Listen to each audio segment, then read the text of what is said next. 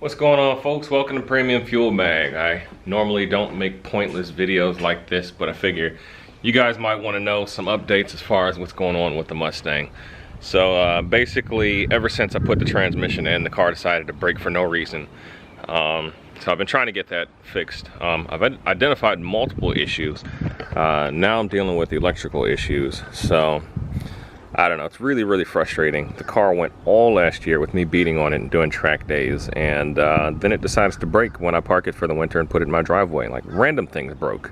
My fuel pump broke, my fuel regulator broke, and now I've got a stupid electrical issue. So I'm super frustrated. This car should have seen a track day by now, but it hasn't because I'm just dealing with dumb gremlins. So also, as you can see, there's no seats in the car, so that's another upgrade that's coming. I'll probably do that during this video as well. But as you can see, I've got a pretty nice hill on my driveway. I can't push this thing in the garage, and I'm not working on it in the driveway. So before I could get this fixed, I've been rigging up this deal over here. So I've got a 5,000-pound winch rigged to my floor. I've got two other points here, which we're going to attach a pulley to. There's the pulley. And I'm going to back this thing up, and I'm going to winch it up into the garage. And hopefully that thing doesn't take off and hit that BMW or that BMW or that BMW or anything that might be driving down my street. So we'll see how that goes. I'm pretty nervous, and I've been doing random things in the garage because when I get nervous about doing things, I kind of stall myself and just waste a bunch of time. But now it's time to do it, so I'm just going to go ahead and try to do it.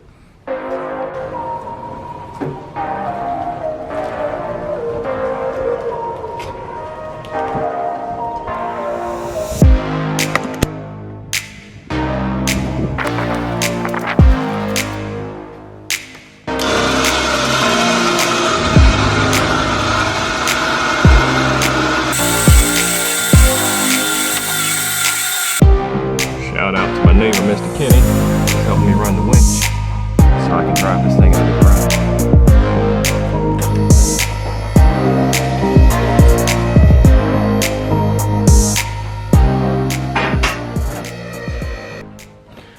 Alright guys, so our mission today is we're going to be completely changing out the management of this engine. So we're going to get rid of the Mega Squirt system. I don't know whether there's a problem with the Mega Squirt or my wiring harness, but the current issue is there's no signal coming from the cam sensor. I've done the best I can do as far as checking my wiring, checking the voltage, all of that stuff. I'm not able to come up with a reason as to why there's no signal coming off of that. I have changed the sensor, I've done all of that. So I'm at this point, I'm changing out the whole management. So we're going from Mega Squirt to Holly. Holly's in the box, and I'm gonna go ahead and pull out my entire wiring harness.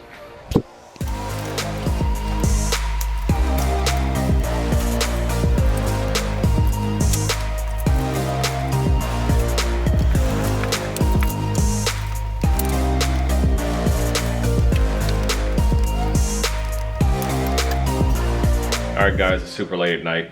I didn't video any of the work that we were doing. Eugene came by to help out with the Holly because he's got a lot of experience with that, so I appreciate you, Eugene. Steve came by to check everything out. So my nice gold harness is, that's pretty much trash.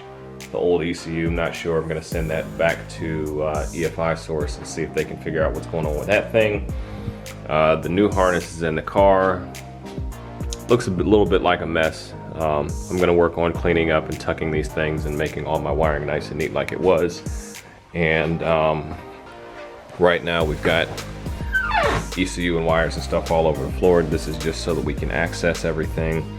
And tomorrow I'm gonna get in here and pull the dash back out. And it's really ugly behind the dash, and that's something that's always bothered me. So I'm gonna get all of that stuff rectified. And we're actually going to start relocating some of the gauges as well. Alright guys, day 2 of wiring the car, and this is where we currently are. So basically digging out the rat's nest that lived behind my dashboard. Bad wiring really makes me cringe, and it kind of got like this over time with just adding pieces on and cutting pieces off. And now I'm going to go back and redo everything. I'm going to add different connectors so the dash can just pop out easily. Want to know where all my wires are, and just be easy to go in here and work on this thing without wondering what things are and trying to remember. So here's what it's looking like so far, and hopefully pretty soon I'll have this thing all cleaned up. Alright guys, day 3 of rewiring the Mustang, and as you can see, well, it doesn't look that great to you guys on camera, but trust me, this is a world difference. There's going to be some homeless rats because the rat's nest is gone. So I did a whole lot of cleanup in here. I relocated a lot of things. One thing being my gauges, they're going to now live down in the lower cluster because I've got a digital dash coming. It's on the way. I've got plugs for everything. All of my wires are labeled as far as the things that I need to know what they are. Because I've had this car for a while now, and it's tough to remember things that I've put in the car like 4 years ago. Exactly what wire goes to what. So all of that's done. I fixed part of my heat shielding down there because I did a really sloppy job when I put that in the first time. That heat shielding is super necessary for my setup because this engine setup and headers and stuff creates a lot of heat. Speaking of heat, since I've had the opportunity to just go through here and get rid of a lot of stuff where I've cut things and put things in and taken things out, just to refresh everything and reorganize everything. We've done the same thing here in the engine bay. We've completely replaced all the wiring as far as the engine harness goes, and there was actually a lot of heat damage to the harness that I was not aware of. Unfortunately, I don't think any of that damage was what was causing the car to have issues, but it definitely would have caught up with me in time. So that's been remediated, and then as far as the dash goes, I've cleaned up all of this stuff. So the dash is going to be really easy to take out of the car and put back in. I made these harnesses really long just because it's easier to work on things when you have a lot of slack. But basically these 5 plugs are how the wire connects back to the car. So they've got one main power plug. This powers everything else that I'm controlling. This as well. I don't actually know what these two do. It's pretty late, guys. I mean, this is like multiple nights into the AM hours. But basically I've got my dash set up the way I've always wanted to have it. I could pop this thing in and out of the car within like under 5 minutes. So that's really cool. And I can get under here and work on it anytime and know exactly where things are without trying to guess and trace wires again. So that's awesome. So just to be at this point feels really good.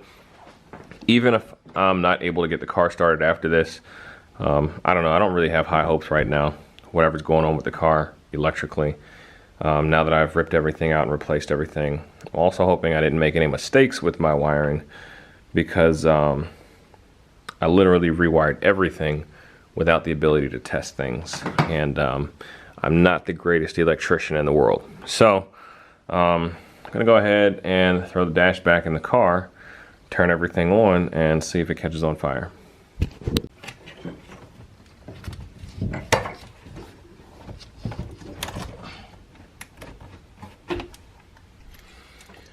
Alright guys, moment of truth. Let's see what happens.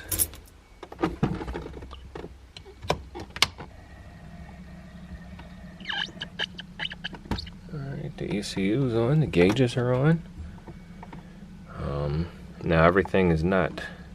Let's see what happens. That should have powered up.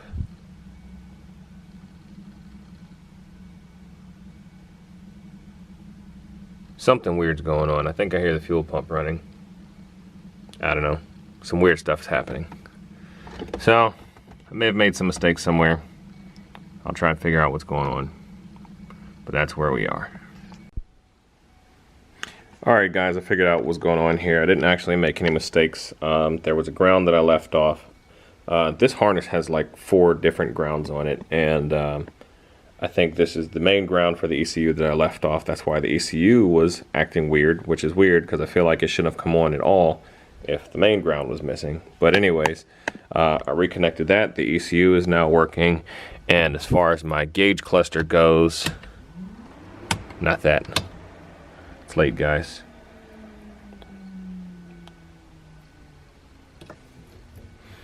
what am I doing here? Oh, okay. So those are the bottom gauges and those are the other gauges.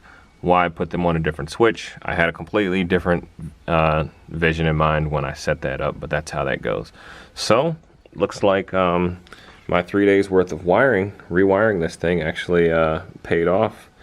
Nice and tedious rewiring. So I got everything right, and we're gonna wait for Eugene to come through and help us to set the computer up, and maybe this car will run again. We'll see what happens.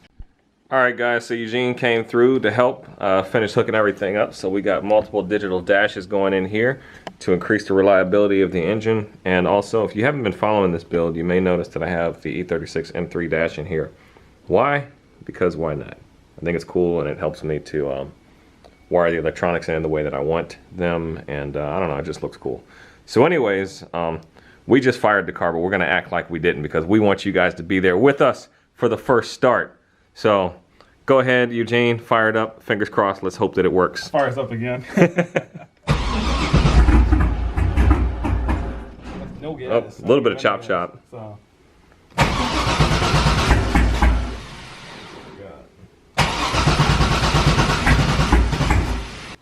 All right, guys, Future Stu here. So basically at this point, we were unable to get the car started again.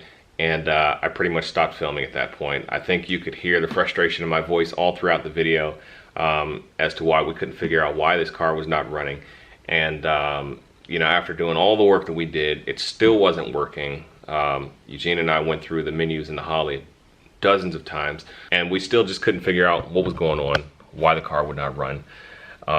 We checked over everything. The very last thing we ended up doing is Eugene suggested that we pull the spark plugs and take a look. So we pulled them out. The spark plugs looked kind of bad, but the car was running fine prior to it not working. And you know, I just didn't think it was the spark plugs. So I went ahead, ordered new spark plugs, and boom, the car fired up like magic. So after all the work that you just saw me put into the car, all the changes, all the updates, all the upgrades I made, it was the spark plugs the whole time. So it may seem like a no-brainer to you, but I've never seen a car go from running perfectly fine to just not running from spark plugs. But that's what it was. You learn new things every day. So the car was good for a little while, and then it broke again. So you'll get to see what happened to the Drift Fox in the next video. Thank you for watching, and we'll catch you next time.